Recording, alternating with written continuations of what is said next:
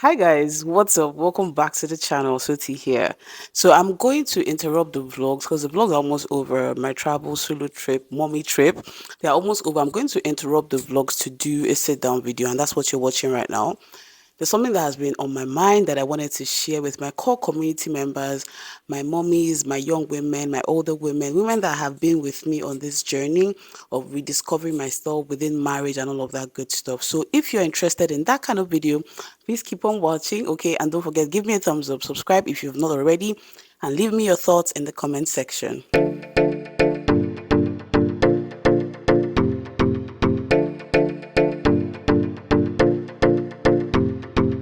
All right, guys. So, what has happened on this trip has been nothing short of enlightening, eye-opening, like a new discovery, basically. All right. Um, but maybe not a new discovery, but like confirmation of certain things for me. Okay, you guys know, like a few months ago, we started talking about rediscovering yourself as the mom, feeling lost, feeling confused, feeling like all you have to offer is motherhood and wifeyhood. Okay, your dreams are set aside and all of those good things. And one of the things that we took away from this, at least I hope we took away, is that there's no time like now to start rediscovering yourself. Baby steps, make plans, make decisions, make choices that would start shaping your future into the kind of future you want it to be like. Okay, so we don't, now that we've discovered some of the things that are bothering us, let's not sit on it, let's not just dwell on it, let's look for ways to be better, basically. All right, that's what I think that I hope we all picked up from the videos and the chats and all of that. So today I'm going to be talking about something kind of related to it, and how, how when people tell us, when you get married, dump all your friends. When you get married, only stick to married friends. When you get married, be careful of your friends. Be careful who you bring around your husband, because they can snatch your man and all of these things. And it is one of the primary reasons why women are isolated in marriage.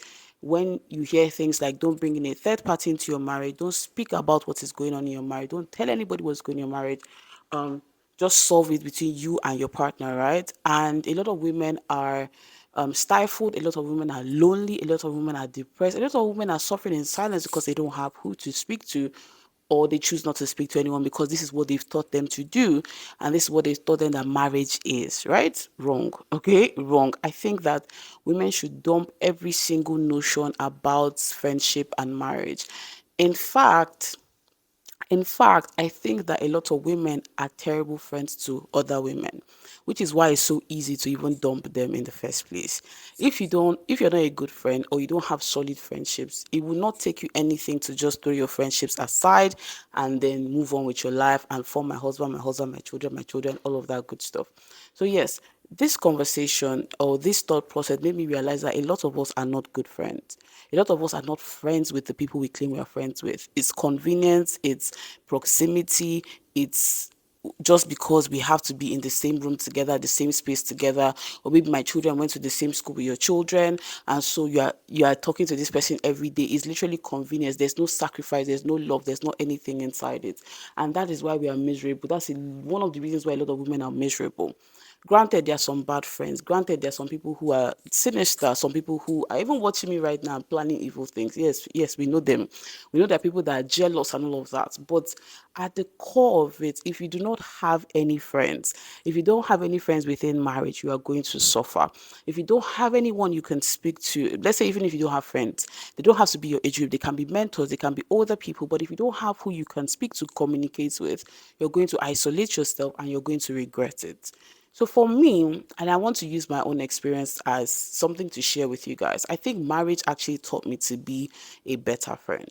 I had female friends, but I don't think that I had that friendships that had gone through serious stuff, friendship that had, experienced serious things and recovered, or friendships that, we sacrificed for each other. I had a few of them, but I didn't even recognize that I had them. I think because I was not also putting the same kind of energy or whatever. But I don't think I was a great friend when I was younger. I don't think, like, yes, I will be there for you. Yes, I will listen to you. But I don't think that I was that good of a friend, because whenever there was any challenge, right? Whenever anything happened, any hiccup in the marriage, well, friendship is like a marriage, but in the friendship, I'll just be like, it's whatever, and just ghost. Like, I wouldn't say anything, I wouldn't communicate my displeasure. I would just keep quiet, radio silence, till maybe the person comes up to me to say, come, what's going on? Like, what happened? Why are you not speaking to me? Or the friendship will fizzle out that way. I never really confronted situations. I never really asked questions. I never really wondered, why didn't you call me? Why haven't you spoken to me? I was just very immature and felt like if you don't put in the effort, I'm not going to put in the effort. Basically, what we say as keeping the same energy, all right? Keeping that friendship energy. I used to do that. But then when I got married and I realized that I had to learn forgiveness first of all from to my husband, okay? Because your husband, even though he's your best friend, would offend you and sometimes offend you in advance. Like, you already know that he's going to offend you, he's going to do something, he's going to irritate you, it's going to make you feel some kind of way. And so for me, I had to learn to forgive, okay? Because I'm like, I live with you, we're in the same space, we are here all the time. I'm carrying your baby, so I have to find a way for us to coexist. So I had to search deep within myself and then had the conversation that, we have to start dealing with issues right away because I can't stomach it. I can't, like, I don't like being in a bad place with my husband, okay? I don't like being in an uncomfortable place. Let's try to solve the issue as they come. We did that. We had that conversation. We had the conversation of always staying together, even if we're upset, to move to the other room. Because I used to do that. Like I said, I don't think I was that great of a friend because even in marriage, it manifested. Like, I'm upset, I'll go sleep in the other room. I'll go somewhere else. I'll do something else just so I'm not in your space and just kind of ghost you till I calm down. But with friendships, like, I'm not living in the same space with them. So even when I come down, I'm not communicating. With marriage, I'll be forced to, or my husband will be the one to approach me and be like, okay, let's talk about it and all of that. So it manifested in that area. But I was able to, and we were able to sit down together and say, we want this marriage to work, we want this to work, so let's do this, right? Then the question is, if I made all this effort, somebody that who is not confrontational, somebody that doesn't want to really deal with issues, to deal with it in my marriage with my husband, what stops me from doing that with my friends? Why can't I confront my friends and say, yo, I don't like what you did at my wedding. I don't like how you've not reached out to me. I don't like how you responded to this comment or this thing. I don't like why you're not supporting me. Different kinds of situations. I don't like how you responded to something. Why did I do that? So I had to ask myself and I had to speak to myself that if I can forgive my husband in advance that I just met, because some of these friendships are superseding my relationship with my husband, if I can, find a way, overcome my fears, overcome my discomfort to try to make my marriage work, why can't I make my female friendship work? My female friendships work. Why can't I put in that same effort? And one of the things that triggered it is the fact that my husband also had his own friends. Okay. And I think this is the area where I had to, like, I was forced to. Before I got married, I knew my husband was a very sociable person. We would go to events and everybody's greeting him. We're walking on the road, everybody's saying hello. They're driving, somebody's honking at him. So he was the social people. He is the social guy. Everybody loves Papi K. And I'm the quiet person, quiet in quotes. And I don't necessarily, like, I'm not all over the place. I'm not so in your face like that. And when we would get home from work, I'm home and he'll be out because he had events, he had commitments, he had meetings, he had things that he had to do, and I didn't have anyone. One of the reasons why I didn't have anyone, because most of my friends were not in Port Harcourt. But the point is that I was home just sitting down, whiling away time, waiting for him, waiting for him, waiting for him. And then I'll get upset, I'll get sad, I would cry, and all of those things. The point I'm making is the fact that my husband had his own life separate from me, and I was mostly reliant on him for happiness and friendship and commitment and togetherness, mushy wishy romance kind of thing, made me and forced me to look outside of our marriage for that kind of connection. And that's when I started asking myself, why am I even, like, alone? I have friends, I have people. Why am I not talking with them? Why am I not, trying to repair relationship? Why am I not trying to be closer to them and all of that? And I think that's what triggered me to try to become a better friend. I know that some people will still say Soti doesn't show up, Soti doesn't do some things, but I try. And I feel like because I've put in effort, I'm receiving the same kind of effort as well. Because I've put in effort for my guys, for some of my girls, and I have, like, if I'm not happy with you, I would speak up. I'm seeing the same thing, okay? And another thing, I'm seeing the same results, or sometimes even better. Sometimes I feel like my friends go out for me and I'm at the point where I'm like, I want to compete. I want to be able to do the same or even more for you. I don't know if you guys get what I mean. So I'm at that stage now, and it has made me happier. It has made me, okay. It has made me, when my husband is not around, like now that I'm away.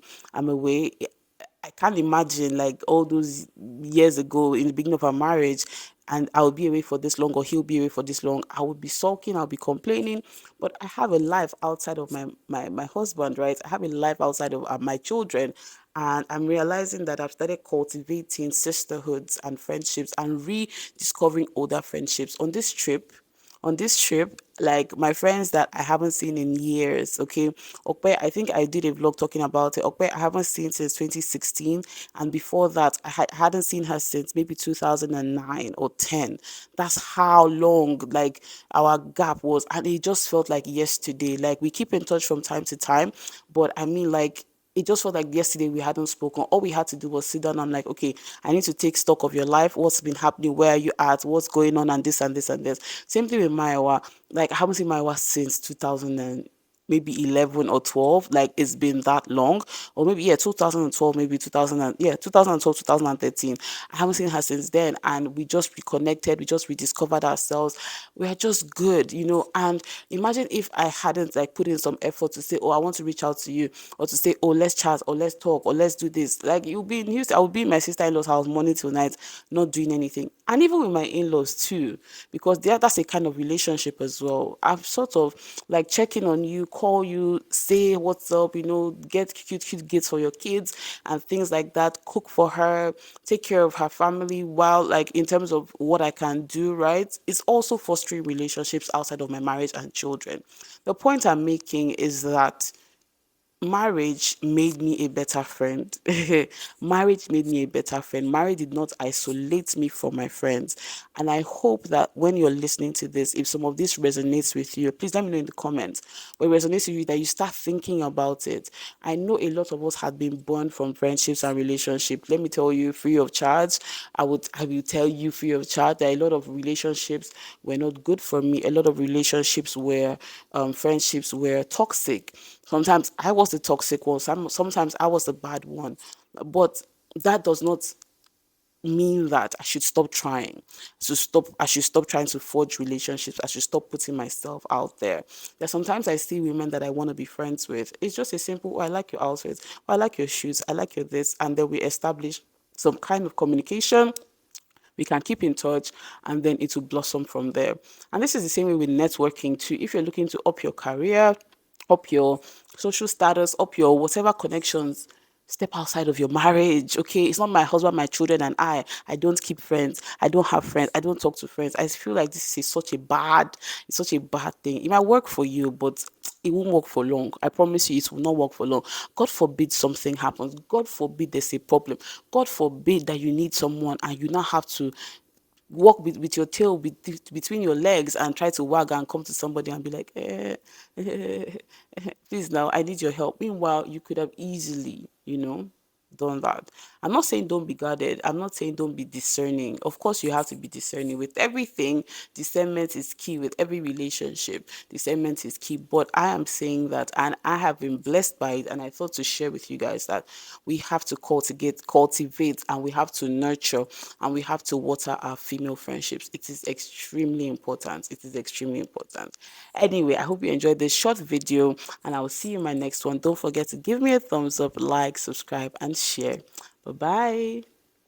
Also, let me know your thoughts in the comment. Do you agree with me? Do you think female friendships are overrated? Do you think that they're necessary? Let me know your thoughts in the comments, and I'll see you later, guys.